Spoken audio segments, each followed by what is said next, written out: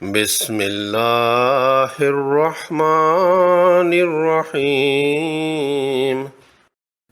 سیدنا عبداللہ بن عمر رضی اللہ تعالیٰ عنہ سے مروی ایک روایت میں ہے کہ رسول اللہ صلی اللہ علیہ وآلہ وسلم نے فرمایا، جس شخص نے 10 آیات کی تلاوت کے ساتھ قیام کیا وہ غافل بندوں میں سے نہیں لکھا جائے گا، اور جس شخص نے 1000 آیات کی تلاوت کے ساتھ قیام کیا وہ بے حد و حساب ثواب پانے والوں میں لکھا جائے گا۔ اور ان ہی سے مروی ایک اور روایت میں ہے کہ جس شخص نے 1000 آیات کی تلاوت کے ساتھ قیام کیا وہ اللہ تعالیٰ کی نشانیوں میں سے غور و فکر کرنے والا لکھا گیا۔ وقف کرنے کا لغوی معنی رکنا، ٹھہرنا، ٹو سٹاپ۔ تجوید کی اصطلاح میں وقف کرنا تلاوت قرآن مجید کے بیچ میں کچھ دیر کے لیے رکنا۔ کلمہ کے آخری حرف پر سانس اور آواز کا توڑنا اور ٹھہرنا وقف کہلاتا ہے۔ دوران تلاوت مسلسل نہیں رکتے ہیں، سانس لیتے ہیں۔ آگے پڑھنے کی نیت سے کچھ دیر رکنا، سانس اور آواز کو توڑنا وقف کہلاتا ہے۔ جس حرف پر وقف کرنا ہو، رکنا ہو، اسے موقوف الیہ کہتے ہیں۔ یہ رکنا یا وقف کرنا کسی بھی وجہ سے ہو سکتا ہے۔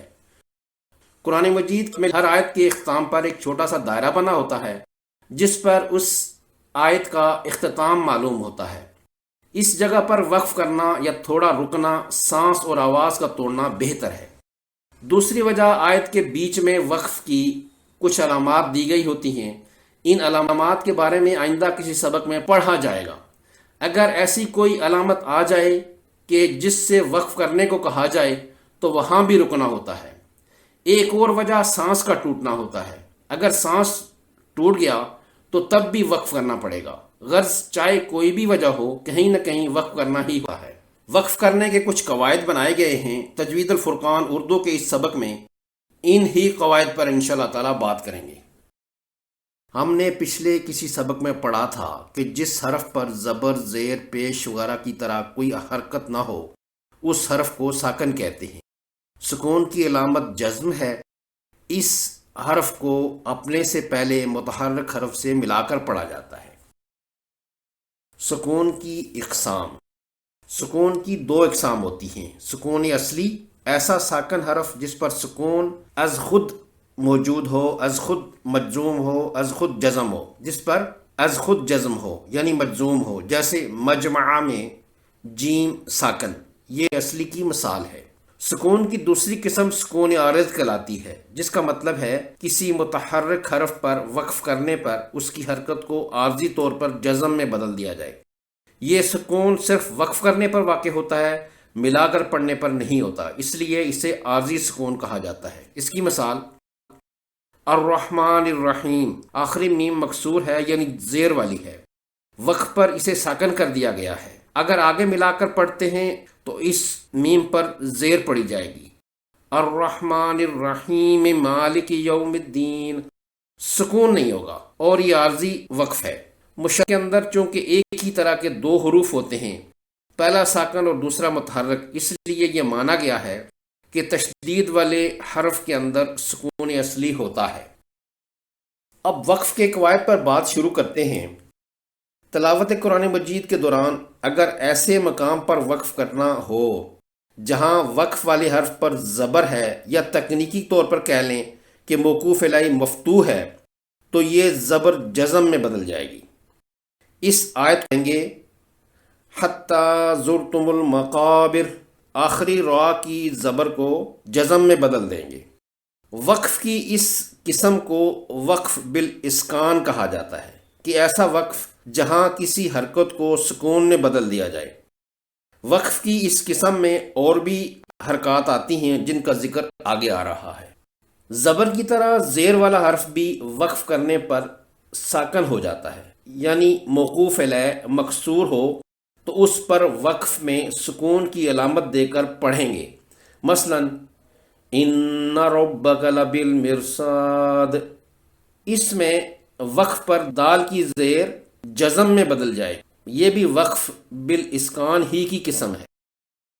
بالکل اسی طرح مضموم یعنی ایسا حرف جس پر پیش ہو اس پر اگر وقف کرنا ہو تو اس کی ایک حرکت پیش سے بدل کر جزم کر دی جاتی ہے، وقف بالاسکان، اور وقف پر اس حرف کو اس سے پچھلے سے ملا کر پڑھا جاتا ہے۔ مثلا الی ربک یومئذ المساق، اس میں قاف کے اوپر پیش ہے، وقف کرنے پر قاف کی پیش جزم میں بدل جائے گی، مساق پڑھیں گے، الی ربک یومئذ المساق۔ قاف جو حروف قلقلہ میں سے ہے اور اب یہ ساکن میں تبدیل ہو گیا ہے، تو اس پر قلقلہ بھی ہوگا، قلقلہ کبیرہ، کیونکہ اسی قلقلہ والے حرف پر وقف ہو رہا ہے۔ اگلی مثال دو زیر یعنی کسرتین کی ہے۔ وقف والے حرف پر دو زیر ہیں، قاعدہ یہ ہے کہ اس حرف کی علامت کو جزم یعنی سکون سے بدل دیں گے، اور الی قدر معلوم کی آخری میم پر وقف کرتے ہوئے اسے مجزوم پڑھیں گے، ایسے الی قدر معلوم۔ یہ مثال دو پیش، جس کو ضمتین کہتے ہیں، والے حرف پر وقف کرنے کے قاعدہ کے متعلق ہے۔ پہلے گزری سب مثالوں کی طرح اس صورت میں بھی دو پیش والا حرف وقف کرنے پر مجزوم ہو جاتا ہے، یعنی ساکن کر دیا جاتا ہے۔ یہاں مکنون کی آخری نون کو ساکن کرنے کے بعد وقف پر اس طرح پڑھیں گے، وَيَطُوفُ عَلَيْهِمْ غِلْمَانٌ لَّهُمْ كَأَنَّهُمْ لُؤْلُؤٌ مَّكْنُونٌ۔ کھڑی زیر کی حرکت وقف کرنے پر سکون یعنی جزم میں بدل جائے گی، وقف بالاسکان۔ مثلا قُلِ اللَّهُ أَعْلَمُ بِمَا لَبِثُوا لَهُ غَيْبُ السَّمَاوَاتِ وَالْأَرْضِ أَبْصِرْ بِهِ۔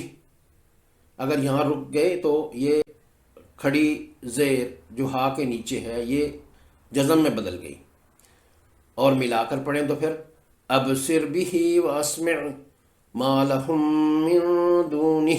یہاں پر میں نے وقف کر لیا تو اس کھڑی زیر کو جزم میں بدل دیا، اور اگر وقف نہیں کرتے ما لہم من دونہ من ولی ولا یشرک فی حکمہ احدا۔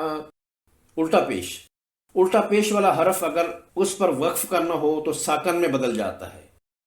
مثلا وَقُلِ الْحَمْدُ لِلَّهِ الَّذِي لَمْ يَتَّخِذْ وَلَدًا وَلَمْ يَكُنْ لَهُ۔ یہاں پر میں نے وقف کر لیا تو ہا کے اوپر جو الٹا پیش ہے اس کو جزم میں بدل دیا، اور اگر ملا کر پڑھیں تو وَلَمْ يَكُنْ لَهُ شَرِيكٌ فِي الْمُلْكِ وَلَمْ يَكُنْ لَهُ۔ یہاں پھر میں نے وقف کر لیا تو ہا کے الٹے پیش کو جزم میں بدل دیا، وَلَمْ يَكُنْ لَهُ وَلِيٌّ مِّنَ الذُّلِّ وَكَبِّرْهُ تَكْبِيرًا۔ ساکن یا مجزوم حرف پر جو حرف پہلے ہی یعنی آلریڈی ساکن ہو اس پر جزم ہو تو اس کا نام سکون اصلی ہوتا ہے۔ اگر کسی ایسے ہی حرف پر وقف کرنا مقصود ہو تو اس میں حرف یا حرکت کی کوئی تبدیلی نہیں کی جاتی۔ وقف کی یہ قسم وقف بالسکون کہلاتی ہے۔ مثلا وَإِذَا الْجِبَالُ سُيِّرَتْ، تا پر غور کریں، تا مجزوم ہے، سکون اصلی ہوتا ہے۔ وَإِذَا الْعِشَارُ عُطِّلَتْ، دونوں آیات میں تا پر وقف کیا ہے، دونوں تا پہلے ہی ساکن تھیں اور دونوں کو ساکن ہی پڑھا ہے۔